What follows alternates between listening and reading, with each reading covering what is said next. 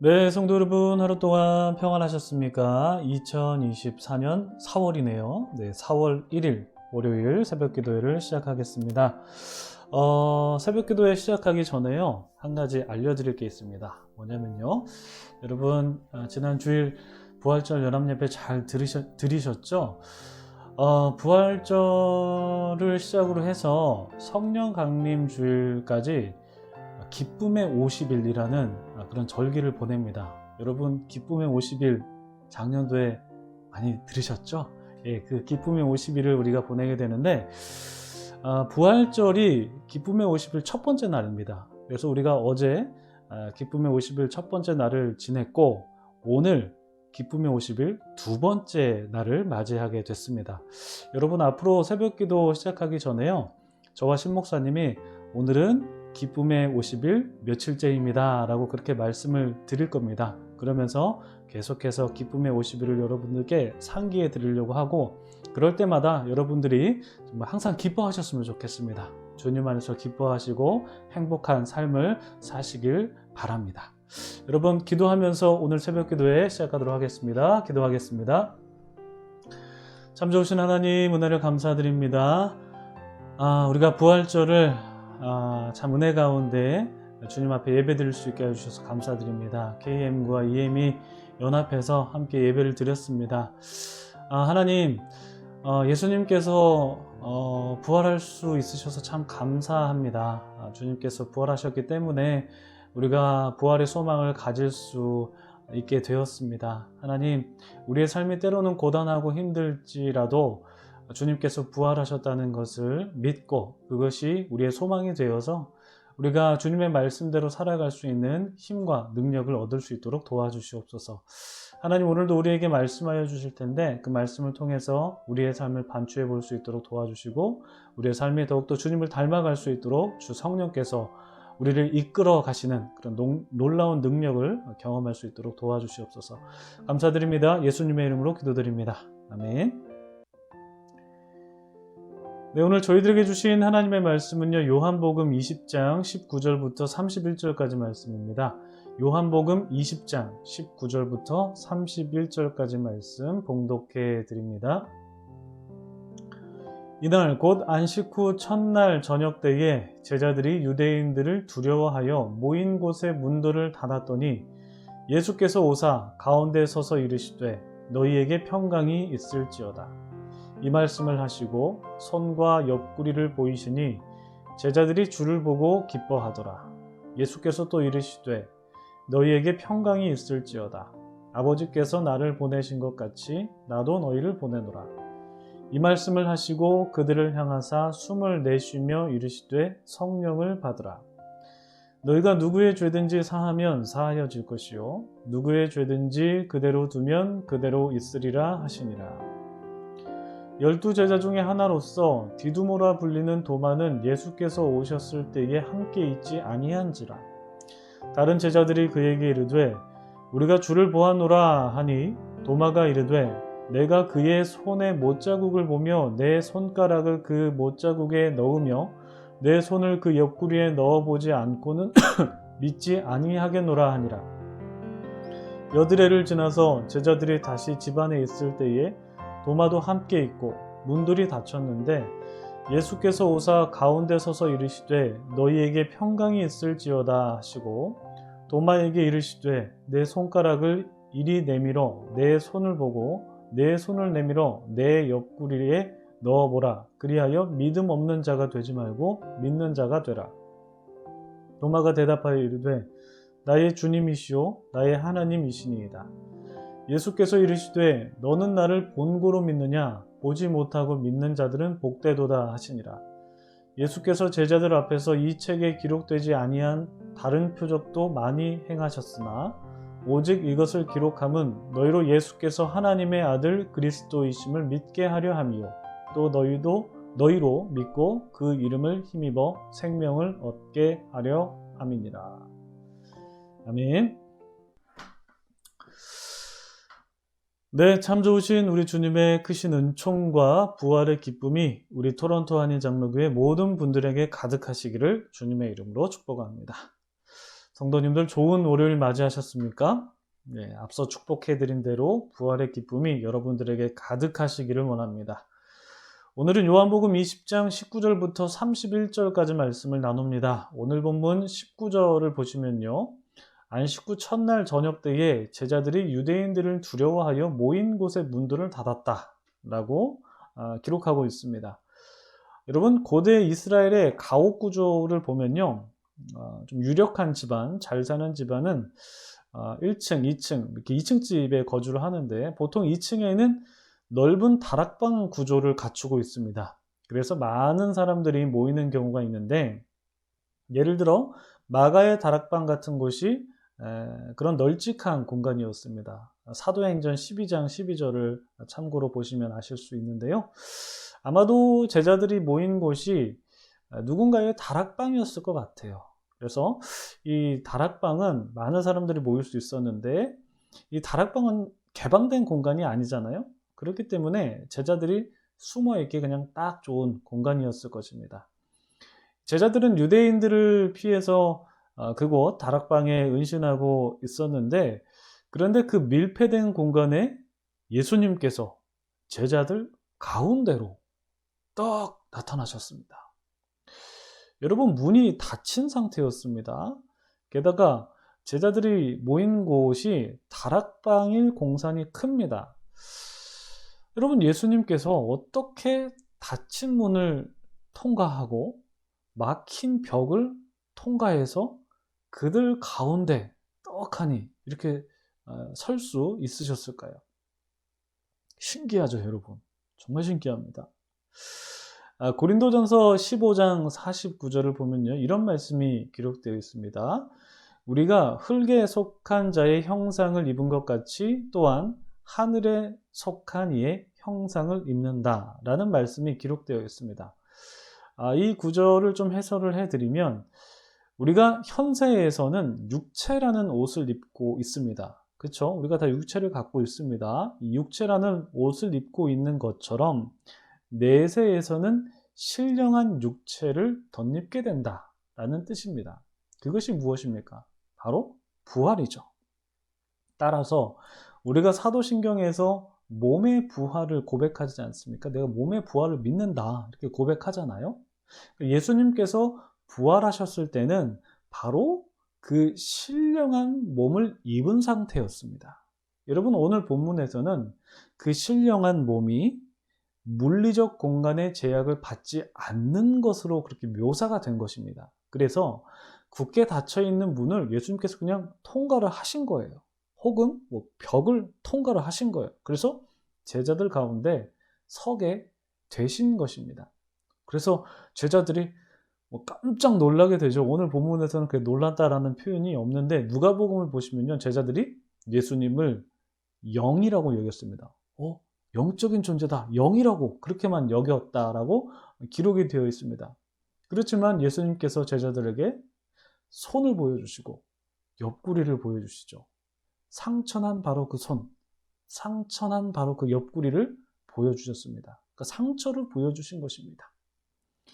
여러분, 예수님께서는 영광스러운 몸으로 부활하셨습니다.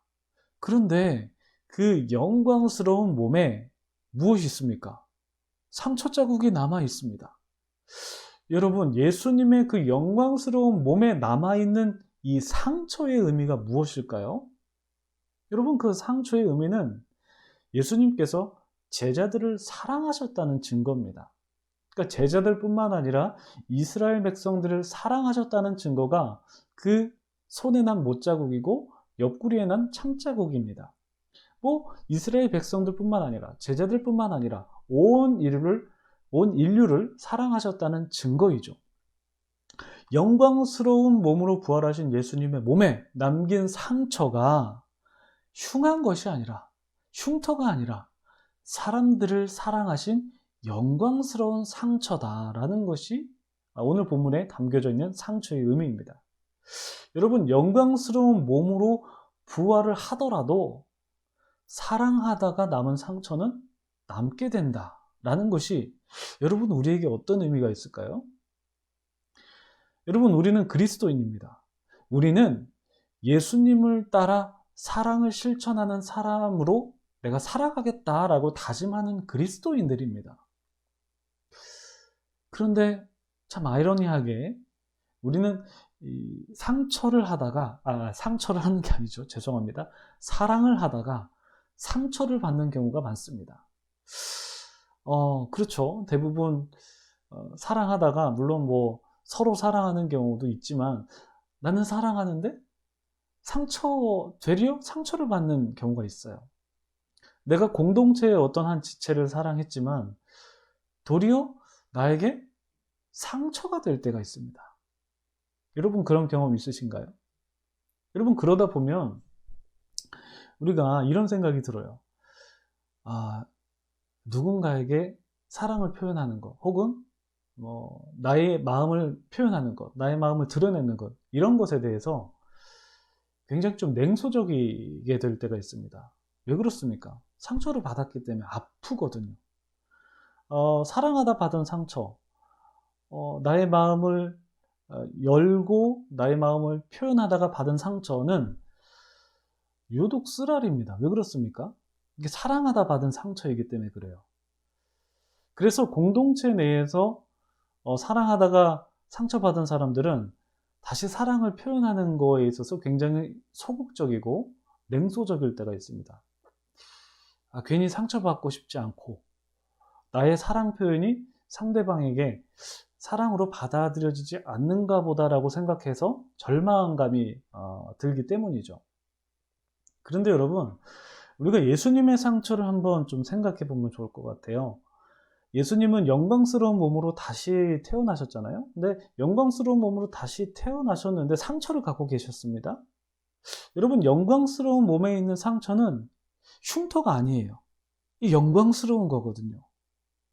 그래서 여러분, 우리가 누군가로부터 상처를 받았어요. 사랑하다가 상처를 받았는데 이런 상처가 이게 흉터가 아니라 예수님께서 영광스러운 몸에 있는 상처가 영광스러운 것이듯이 마찬가지로 우리가 누군가를 사랑하다가 받은 상처가 이게 그냥 흉터가 아니라 이것도 사실 영광스러운 거라는 것입니다. 물론 그 상처를 받을 때는 아프고 쓰라립니다. 그런데 여러분, 그 상처는 영광스러운 상처다라는 것을 기억하셨으면 좋겠습니다. 비록 그 상처를 받을 때 여러분들께서 통증을 느끼시겠죠. 아프시겠죠. 여러분들이 누군가를 사랑하다가 상처를 받게 되면 여러분, 하나님께서는요, 그 상처를 굉장히 영광스럽게 만들어 주시는 것 같아요. 예수님께서 인류를 사랑하다가 손에 못자국이 생기고 옆구리에 창자국이 생긴 것이 이게 영광스러운 상처인 것처럼 우리도 누군가를 사랑하다가 상처받는 게 하나님께서는 그 상처를 굉장히 영광스럽게 만들어 주신다라는 것입니다. 여러분, 이 사실이 여러분들에게 좀 위로가 되셨으면 좋겠습니다. 상처를 받으시더라도 사랑하실 수 있는 그런 용기를 받으셨으면 좋겠습니다. 그런데 여러분, 사실 제가 이렇게 여러분들을 좀 권면해 드리긴 했습니다만 사랑하다가 상처를 받으신 분들은 다시 사랑을 실천하기가 좀 쉽지 않으실 것 같아요. 왜냐하면 그 실패의 경험이 좀 쓰라리기 때문에 그렇죠. 그 아픈 경험이 내 머릿속에서 잊혀지지 않기 때문에 그 상처받은 기억이 나를 짓누르고 나를 지배하기 때문에 다시 내가 사랑한다, 다시 사랑을 표현한다, 다시 내 마음을 상대방에게 보여준다, 공개한다, 이런 것들에 대해서 주저하게 돼요. 그래서 우리에게 필요한 게 무엇이냐면 이런 상처받은 분들에게는 망각의 은혜가 좀 필요합니다. 망각의 은혜. 여러분, 예수님께서 십자가에서 돌아가심으로써 하나님께서 우리의 죄를 없다라고 그렇게 봐주셨잖아요. 근데 물론 우리의 죄가 있습니다. 그러나 하나님께서는 예수님의 보혈로 우리의 죄를 간과해 주셨어요. 물론 하나님은 우리의 죄를 알고 계십니다. 그러나 하나님께서 예수님의 보혈로 인해서 내가 너희들의 죄를 망각하겠다라고 그렇게 말씀해 주시는 거거든요. 여러분, 부활하신 예수님의 손에는 못자국이 그대로 남아 있었습니다. 그렇죠? 옆구리에도 창자국이 그대로 남아 있었습니다. 그러나 예수님께서 그 모습 그대로, 상처난 모습 그대로 제자들을 찾아가셔서 그들을 타박하셨습니까? 제자들을 정죄하셨습니까? 그러지 않으셨거든요. 도리어 평안의 인사를 건네셨습니다. 그러니까 예수님의 몸에 상처가 남아 있었지만 더 이상 그 상처는 예수님을 고통스럽게 하는 상처가 아닌 거예요. 예수님을 영광스럽게 하는 상처가 된 거고, 심지어는 제자들에게 기쁨을 주는 상처가 되었습니다. 제자들이 그 상처 보고 굉장히 기뻐했잖아요.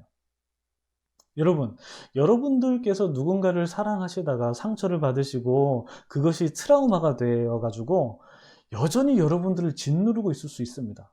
그 기억이 너무나 쓰라리거든요. 그 기억이 너무나 아프거든요. 그래서 내가 다시 사랑하기가 좀 어렵다, 그렇게 생각하실 수가 있습니다. 여러분, 그런 분들에게는 이러한 망각의 은혜가 있으시길 주님의 이름으로 축복합니다. 상처받는 일이 기억 속에서는 사라지지 않을 거예요. 기억 속에서는 사라지진 않겠지만 여러분들께서 받으신 상처가 더 이상 여러분을 아프게 하지 않고 도리어 누군가에게 평안을 주고 심지어는 기쁘게 하는 그런 영광스러운 상처가 되셨으면 좋겠습니다. 그러기를 진심으로 축복해 드립니다. 여러분, 사랑하다가 받은 상처 때문에 사랑하기를 멈추지 마십시오. 그것이 바로 부활하신 예수님의 그 못자국과 창자국이 우리에게 주는 교훈입니다. 자국이 있죠. 그렇지만 평안을 주고 기쁨을 주는 여러분들이 되셨으면 좋겠습니다. 거의 설교 끝나가는 분위기인데요. 아직 좀 남았습니다, 여러분. 21편이 아니죠. 21절을 보시면요. 예수님께서 제자들에게 파송 명령을 내리십니다. 이 파송이 무엇이냐? 세상에 속하라는 게 아니죠. 세상에 속하지는 말되 세상 속에 가서 너희가 그 세상 속에서 성령의 능력을 따라 살아가라 라는 것이죠. 그래서 예수님께서 숨을 내쉬면서 성령을 받으라 라고 그렇게 말씀하셨습니다. 그리고 23절을 보시면 너희가 누구의 죄든지 사하면 사하여질 것이요 누구의 죄든지 그대로 있으면 있으리라 라고 하시는데, 이러한 사죄의 능력, 이런 사죄는 우리의 권위로 가능한 게 아니죠. 예수님의 권위로 가능한 것인데, 이러한 사죄 선포는 믿는 자들이 할 수 있는 특권이다라는 것이고요. 그리고 24절을 보시면 도마가 등장하는데, 요한은 이 도마를 디두모라고 소개를 하죠. 이 디두모는 쌍둥이라는 뜻입니다. 도마가 쌍둥이였었던 것 같아요. 다른 제자들이 부활하신 예수님을 만났을 때 도마는 그 현장에 없었습니다. 그래서 제자들이 예수님 살아나셨다, 부활하셨다 라고 말을 했는데 도마가 그 말을 믿지 못했습니다. 도마가 어떻게 말했습니까? 내 눈으로 예수님의 못자국을 봐야 되겠다. 내 손가락을 그 구멍난 손에 넣어봐야 되겠다. 내 손을 예수님의 창자국 난 그 옆구리에 넣어봐야 내가 믿을 수 있겠다. 그렇게 말하지 않습니까? 근대 철학의 아버지라고 불리는 데카르트처럼 내가 모든 걸 의심해 봐야 되겠다.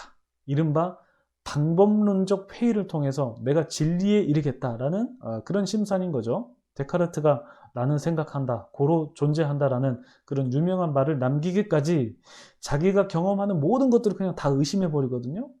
그러한 의심의 방법을 사용하는데 도마가 그러한 방법을 사용한 것입니다. 내가 한번 일단 의심해 보겠다. 내가 확실히 경험할 때까지 내가 믿지 못하겠다. 그런 거죠. 그러한 도마 앞에 예수님께서 나타나셔서 도마야, 내 손을 한번 만져봐라. 나의 옆구리를 한번 만져보라 라고 하시자 도마가 어떻게 반응합니까? 이렇게 고백하죠. 28절입니다. 나의 주님이시요 나의 하나님이시니이다. 여러분, 예수님을 그리스도나 하나님의 아들로 고백한 사람이 더 있습니다만 하나님입니다라고 고백한 사람은 요한복음에서는 도마가 유일합니다. 이 요한복음 1장 여러분 한번 기억을 더듬어 보시면 요한복음 1장은 예수님이 곧 하나님이다 라는 선포로 시작하는데, 이 요한복음 20장을 요한복음의 마지막으로 본다면 요한복음의 끝도 예수님은 하나님이십니다 라는 고백으로 끝나는 겁니다. 즉 요한복음은 예수님이 하나님입니다 라는 시작과 끝으로 이루어진 수 및 쌍관 구조로 되어 있습니다. 시작이 예수님은 하나님, 끝이 예수님은 하나님. 그러므로 수 및 쌍관으로 되어 있다는 것이죠. 그런데 20장이 끝이 아니죠, 여러분. 21장이 남아있죠. 그런데 여러분, 이 21장은 보통 요한복음의 부록처럼 여겨집니다. 그래서 여러분 20장 30절에서 31절 보시면 이 책을 기록한 목적은 이라는 소제목으로 붙여 있는 것을 볼 수 있으실 겁니다. 그래서 요한복음이 끝나는 것처럼 그렇게 기록이 되어 있습니다. 그래서 20장까지가 끝이다 라는 어떤 그런 느낌을 주고 있죠. 그리고 21장은 부록처럼 또 다른 이야기가 이어지고 있습니다. 여러분, 이렇게 요한복음은 예수님이 하나님이시다라는 그런 수미 쌍관 구조 안에, 그 안에 하나님께서 세상을 사랑하셨다. 그리고 예수 그리스도께서 그 사람을 죽기까지 사랑하셨다라는 그 내용으로 담겨 있는 책입니다. 그 사랑의 증거가 바로 부활하신 예수님 몸에 남겨진 상처이고요. 여러분, 그래서 다시 한번 여러분들께 권면해 드리고 싶습니다. 서로 사랑하십시오. 사랑하시다가 상처를 받으실 수 있습니다. 그렇지만 물론 그 상처가 여러분들 아프게 할 수 있겠습니다만, 그렇지만 여러분, 그 사랑하기를 포기하지 마시기 바랍니다. 성령께서는 그 상처를 아물게 하실 것이고 여러분들이 그 상처를 망각하실 수 있도록 도와주실 것입니다. 그 망각이라는 것이 기억이 소실되는 망각이라기보다는 상처의 아픔을 잊게 만들어주는 망각입니다. 마치 출산한 여인이 출산의 고통을 겪다가 아이를 보면 그 고통을 잊게 되는 것과 비슷하다라고 볼 수가 있을 것 같습니다. 여러분, 사랑하다가 받은 상처가 여러분들이 다시 사랑하는데 주저하게 만드는 것이 되지 않기를 원합니다. 사랑하십시오. 기도하겠습니다.